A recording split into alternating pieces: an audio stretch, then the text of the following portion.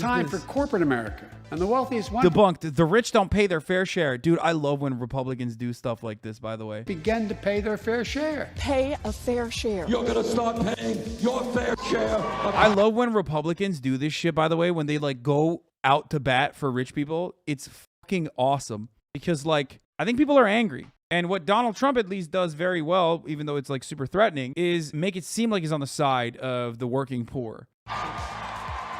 But this requires us to answer a few questions.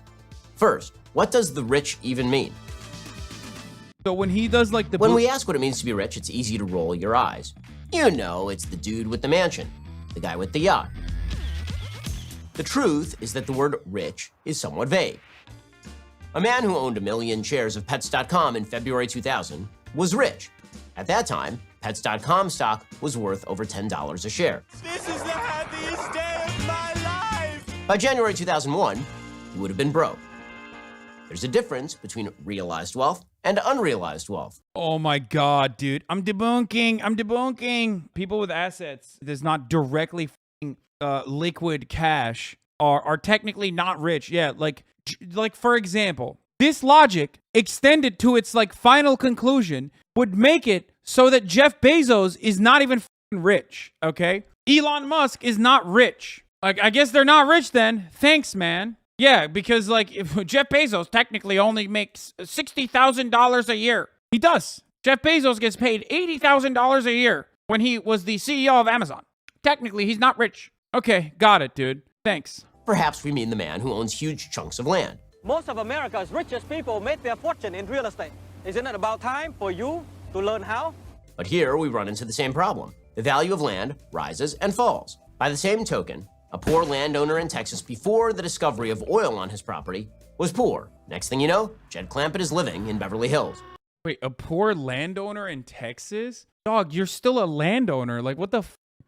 Wall Street, corporations. Is it the value of land rises and falls? Yeah, dude. I love when the value of land falls because there's evidently more land. You know, when we expanded the land. Remember when the value of land fell when we found more land? I guess value of land does actually decrease when land becomes water. That would technically make the remaining land be more expensive because now there's less land. And the super rich. A billionaire class. You know, folks with helipads. This country has... That's true. Okay, owned.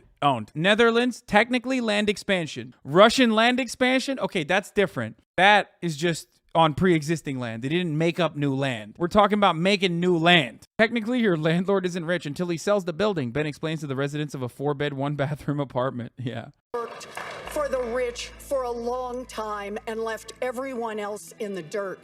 It's worth noting when we talk about the rich that Bernie Sanders and Elizabeth Warren and Joe Biden talk about this as though it was a Marxist class, as though it's just a group of people and they were always the same. The truth, yeah, Joe Biden constantly talking about dialectical materialism, Jack. There was a time in human history when we had primitive accumulation, primitive communism, as I like to call it. And then the Mac attack happened in the form of enclosures, which is another kind of structural violence. Why? Many people said they were shot dead. We must return to a time where commodity production is based on need, not greed. Dark Brandon. And throughout people's lives, they move in and out of income quintiles. A quintile is a 1/5 or 20% portion of the whole. Quintiles divide the population, ordered by income from lowest to highest, into 5 groups, each with an equal number of households. The vast majority of Americans will spend their days in many different income quintiles over the course of their life. People tend to increase their income quintiles over the course of time. That's fundamentally a flawed assessment.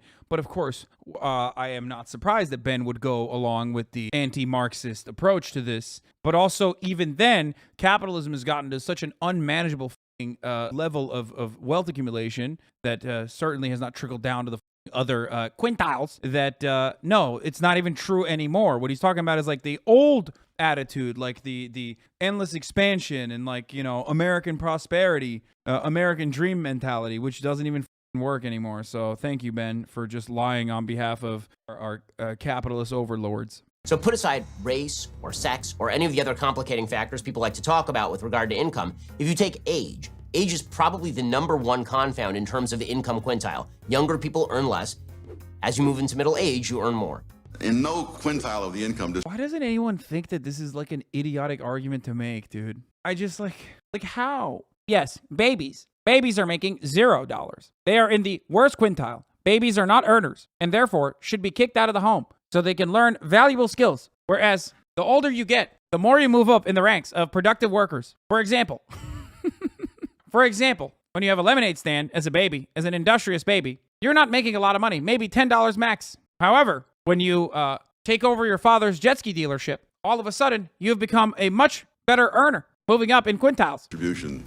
Do the people tend to stay there? People are constantly moving among these brackets. So what does the rich mean? Typically, we actually mean people who earn a lot of income. Most of what I've heard you talking about has been about the distribution of income rather than about the distribution of wealth. The Elizabeth Warrens of the world want to tax wealth. Yes. You built a factory and it turned into something terrific or a great idea. God bless. Keep a big hunk of it. You take a hunk of that and pay forward for the next kid who comes along. But as we've seen, what a monster. What an absolute monster. What a horrible idea that is, okay? What a horrible, horrible, terrible idea. Like, I mean, I'm not the biggest fan of Elizabeth Warren, but like, she's right. You know what I mean? That's a totally reasonable and normal thing to demand. Wealth on paper is not always wealth in reality. What's more, taxing wealth ends with destroying wealth because people have to then liquidate their unrealized gains in order to pay taxes. The left says that they're focusing on income tax. Yeah, except if only there was a way to, like, I don't know, implement some kind of progressive taxing system into that process. I don't know, like, especially considering that the top 10% of wealth own 90% of the fucking market, so that, like, for 90% of the American population, they wouldn't actually be harmed by this policy in any meaningful capacity, and therefore those who would simply have to liquidate their wealth, like literally every other fucking human being who is incapable of paying their fucking taxes, would do so. But Ben is making it seem like it's not actually the top 10% of wealth. It's actually everyone that would be harmed by a policy such as this. But it's bullshit. It's that simple, by the way. If I, as a self-employed person, okay, don't have enough money to pay big government man at the end of the year, I'm gonna have to sell some shit to be able to do so. That's a normal thing, okay? That's why everybody has accountants after a certain level of income, so that they make sure that they have enough money fucking cast aside to pay the government. That's how it works. For the average worker, as I was also until 2020, the lion's share of the taxes were already being taken out of my fucking W-2, out of my wages, regardless, before it even reached my fucking pockets. Why is it that we just act like it is so unfathomable to pay taxes if you're rich? And not only that, but if you are also one of the few incredibly fortunate people who was lucky enough to be in the working class and yet still was able to purchase a house, you're already paying property taxes, which is, of course, another wealth tax. And guess what? It might be shocking to you, but there is an assessment made on the value of that thing that you're talking about, and that value can diminish or that value can increase, and you can tax, and you can get taxed accordingly. Interesting stuff. Interesting stuff. Fun to think about. Tax, they don't even focus on that, really. They just sort of say that a person is rich, therefore they don't pay their fair share. The idea is that if they weren't stealing tax money, they wouldn't be rich. Do you think the people at the top are paying? They quite literally are doing that because they've designed a system to be able to do so. We talk about buy, borrow, die often on this broadcast, which is a way that wealthy people are able to basically never really pay any fucking taxes because they don't have to cash out any of their fucking assets. This is, of course, before we talk about regular tax evasion, offshoring shit, or not even offshoring shit. You can just, use American tax loopholes that already exist. What the wealthy do in buy, borrow, die is they have a fuckload, an nearly infinite amount of assets, right? They have an infinite amount of leverage. What that means is they can always go to a bank and say, hey, I'm worth, billions of fucking dollars. please give me a fucking loan with an incredibly low interest rate. And banks are like, oh my God, you're working with us. That's wonderful. I will give you literally the lowest interest rate, so low that it'll blow your fucking mind. And it's a very fortuitous system for both the bank and the rich person. The rich person gets to use as much money as he wanted to, okay, while simultaneously not selling any of his fucking assets. Then none of that is taxable, obviously. And you don't have to now give the government money, okay? You're just giving the bank a way, way lower percentage. It's like paying a tax to the fucking bank for money that you're getting from the bank. But that tax is not, 37%. That tax is 1% on whatever money you're taking out. That's how it works. And this is why the effective tax rate for so many of the wealthy people is around like 1% or even less than 1%. Whereas the average American is paying, in recent years, the median American household earned about $70,000 annually and paid 14% in federal taxes. The highest income tax rate, 37%, kicked in this year for couples on earnings above $628,000. Okay, whereas the true tax rate for Warren Buffett is 0.10%. The true tax rate for Jeff Bezos is 0.98%. True tax rate for Michael Bloomberg is 1.30%, and Elon Musk is 3.27%. Do you understand? So whenever people like Ben Shabibo and all these other people freak out about this and say the rich are paying their fair share, the rich are paying their fair share, like they're fucking lying. They're lying. The rich people that actually do pay their fair share are not the asset owners, but rather doctors, lawyers, like high paid professionals, okay? Doctors, lawyers, athletes, Hollywood celebrities, shit like that, musicians. And also don't forget how rich people play with asset evaluations and literally get millions in tax returns as well. There's also that part as well. Aside from how much of your like yearly earnings are immediately going back into taxes, what you also obviously have to factor in is the cost of living, which is incredibly expensive if you are, it is very expensive to be poor here. No, I do not. It's the working man that's paying taxes. Poor man. That's right, poor man. I mean, they've got marvelous accountants that know how to fix everything up. The company like the Ford Motor Company didn't pay a cent in income tax last year, yet your paycheck is abused. That's not true in any way. Let's say that you're a business owner. You are paying taxes 1,000 different ways. You're paying for the Social Security of your employees. You're paying for their unemployment insurance. You're paying capital gains taxes if you ever realize any of the gains in your company in terms of selling your stock. And then once it comes to you in terms of income, you're paying income tax. When you pass it on to your kids when you die, you then have to pay an estate tax unless you come up with some legal workaround. We should not be taxing every dollar a dozen different times. There's like 15,000 people in the country that are paying that, dude. What the fuck? The estate tax starts at like what, 15 million? What the fuck are you talking about? 15 million, dog. What do you mean? What do you mean? You're paying an estate tax. It's like, dude, 15 million? Who? I'm not paying estate tax. If I die tomorrow, I'm not paying estate tax. The you is maybe Ben Shapiro. Maybe. Okay, maybe. When your company takes in $1, when you pay an employee, when you earn it as income, when you buy stock and the price goes up, when you sell that stock, when you pass it on to your kids, we should be taxing every dollar once and once only. Which means that if you paid taxes on a $5 million income one year, you shouldn't have to keep paying taxes on those same dollars afterward. Uh-oh, capital gains tax. Which brings us to the second question. What does your fair share mean? First, we have to define what it means to pay your fair share.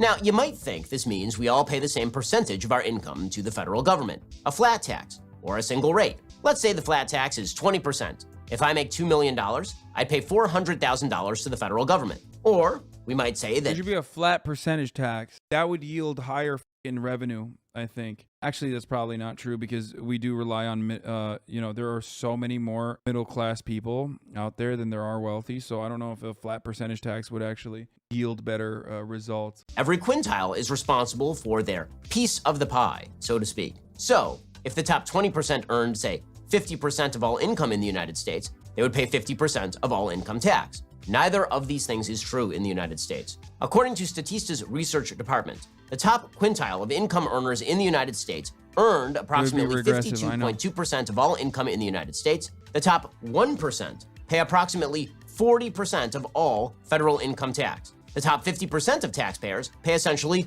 That's really interesting that Ben's saying that, right? The top 1% is paying 40% of all federal income tax, right? Okay, but we're not even talking about those motherfuckers. I'm one of those motherfuckers, okay? We're talking about the motherfuckers who are in the top 1% that are paying that federal income tax and yet still have infinitely more that are hidden in the form of assets in the fucking stock market that are unrealized gains, which you are trying to defend currently. Okay? That's the problem. The top 50%. He literally immediately starts talking about like income. Yeah, that's crazy. Can you imagine the possibilities if the top 1% of income, if the top 1% of income taxes or taxpayers are paying 40% of the federal income tax? Now imagine the possibilities if there was a fucking wealth tax, dude. That's crazy. Forcing people to liquidate to pay taxes is the worst idea I've ever heard. Yeah, man, you're so right. It's such a bad idea. You would never do that for anything else.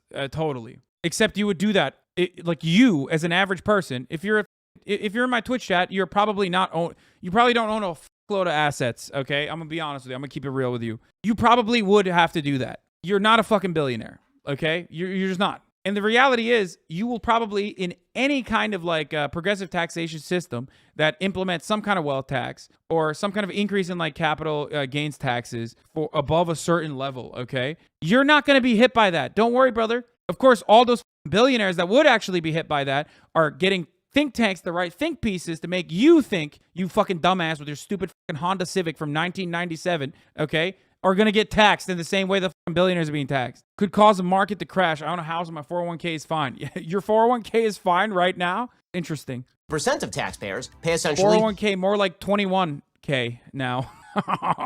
Motherfucker said that, oh, the stock market could crash, dude. Think about the economy. All income taxes. In actuality, the United States has the world's most progressive income tax system, at least according to the Organization for Economic... Also, it's so funny to be like, I own a house, and then also simultaneously be like, forcing to liquidate someone's assets is ridiculous. Like, bro, you already pay property taxes, okay? You literally pay property taxes. So you already recognize that like some kind of wealth, some kind of math factors into that, right? The value of your home is how you pay property taxes. That same kind of math could be applied to your fucking unrealized assets. Cooperation and development. So after you make $10 million in 1 year, your dollars after that start to get progressively taxed at a much higher rate. At what level are we really just living in excess? And what kind of society do we want to live in? Underlying all of the leftist complaints about the rich not paying their fair share is a lie. The lie that the rich make all the money in America. The country is awash in wealth and cash. It's just that it's not. The top 1% of income in America is $600K a year, pretty far from $1 billion. I know that 1% is gigantic. Okay, it goes from 600,000 to like a couple million to 10 million to 100 million to fucking holy what the fuck just happened? Not in your hands. And yes, if you are in the Twitch chat currently, you say $600,000 a year is insane. Anyone who's making $600,000 a year is already paying a pretty fucking whopping sizable percentage of that back to the fucking federal government, and depending on what states they're living in, back to their fucking states. No one is fucking making $1 billion a year, however, in income. Okay? Do you understand? That's the difference, chatters. No motherfucker is making $50 million a year in income unless they're like LeBron fucking James, dude. Hello? It's how your net worth increases. To reach that conclusion, the Census Bureau, for example, ignores money transfers. When we talk about money transfers, we mean anytime you get a check from the government or a rebate from the government. So if you're talking about the Earned Income Tax Credit, the Supplemental Nutrition Assistance Program, God. Food stamps. No. Subsidized medical care like Medicaid and CHIP. Subsidized housing, heating subsidies, and other social services. Now, when we look at the 2013 income distributions, for example, we see that after transfers, the bottom 20% of income earners saw their average income share rise by nearly 500%. The second lowest, nearly 100%.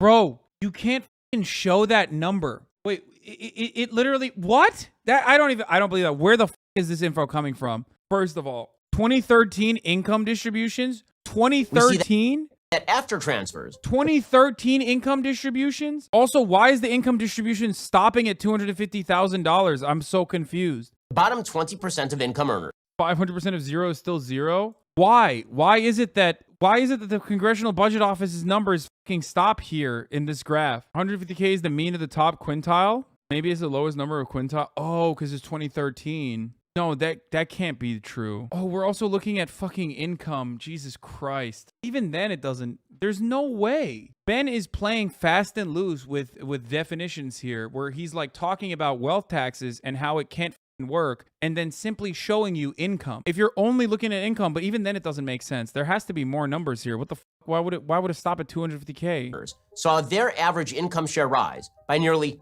500%. The second lowest, nearly 100%. The top income group lost 31.9% of their earnings through taxation. Bottom line, according to the American Enterprise Institute, quote, no, I don't think this graph is made up. I think this is the Congressional Budget Office's graph. So I don't think it's actually made up. This is to justify, but we're talking about income distributions, right? So here's how it's here's how this data is bullshit across the board. Like the data itself is real. The thing that I consider to be confusing is that let me just start off with this. The data that he is trying to make an argument for does not exist on this graph because we are just simply looking at income. Not only are we looking at 2013 income, which is like a drastically different lifetime, okay? But we're also looking at 2013 income distributions rather than wealth across the board. People that actually make an argument on where we can actually make more money, okay, for the government's coffers, don't say that we have to tax, like when they say we have to tax the 1% more, they're not saying we got to fucking tax people that are like doctors and lawyers and shit more. They're talking about people that have assets, okay? After you reach a certain point of wealth, after you reach a certain point of income, you're talking about taxing like 10 people, okay? Wealth is not the same as income. If you're going to talk about wealth taxes and then you point back to income, you're doing a Mott and Bailey argument. Where people are actually currently fucking advocating for taxing wealth, unrealized assets, unrealized gains, distribution of household income and federal taxes. Yeah, this is just talking about federal taxes and household income. It's not net worth, it's not wealth. And the missing quintile goes from 250K to 1.6 million, page 33. Are you fucking kidding me, dude? Dude, why did Ben not put that in the graph, dude? The x-axis on Ben's graph is also not displaying percentiles. Well, yeah, of course it's not displaying percentiles because, like, if he did, and it's not laziness, it's nefarious, if he did show that, then you would very easily recognize, like, wait a minute, this is missing some fucking percentiles on here. The graph is dog shit, but the data is hard to fuck up. Exactly. I mean, this is nefarious. Ben only used the first 4 blocks and left out the richest people, which are the fucking 1%! Which is the video about how the 1% are already paying their fair share in taxes. There are a couple different things that Ben Shapiro is doing in this video. I feel like I need to watch this one more time and then give it a better assessment. For example, one of the things that he's doing so regularly is playing fast and loose with the definition of what it means to be rich, which is ironic because he says he's talking about how vague of a concept this is, but then he's like deliberately going between income taxes, which is a thing that we do actually tax, versus capital gains, a thing that is like easier to avoid taxes on. Income distributions, for example. Anyway, also, this is before we even have a conversation about like whether this is a bad thing or not. This is a good thing. This is what social safety nets are supposed to do. Social safety nets are supposed to take from the people that have a lot of money that pay for those social safety nets and make it so that people who have no money have at least like a lifestyle that is similar to someone with at least a little bit of money, okay? Like Medicaid, for example. It's a good example. It's not a waste. It's a necessity for survival. After transfers, the bottom 20% of income earners saw their average income share rise by nearly 500%. The second lowest, nearly 100%. The top income group lost 31.9% of their earnings through taxation. Bottom line, according to the American Enterprise Institute, highest income quintile is financing 96% of the entire system of transfer payments to the bottom 60% and funding the operation of the federal government. And the United States spends a boatload more than all other countries on social spending. We are just bad at it. The reason people like me moved from California is not just because I don't like paying high taxes, but also because they were just taking that money through sheer brute force and spending it on inordinate amounts of garbage. According to the nonpartisan Peterson Institute for Economics, the United States spends 20.8% of its GDP on social services, just 3.2 percentage points below the EU average and higher than Canada and Norway. Where other countries count healthcare spending as a government expenditure, the United States gives people tax breaks on healthcare spending.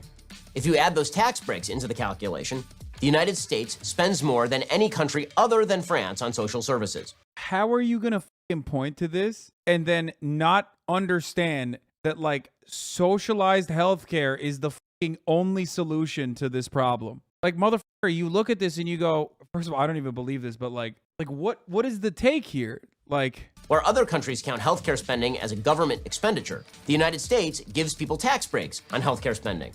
If you add those tax breaks into the calculation, the United States spends more than any country other than France on social services. So when you hear people on the left say that the rich don't pay their fair share, understand they are lying to you. The rich don't just pay their fair share, they pay everybody else's fair share too.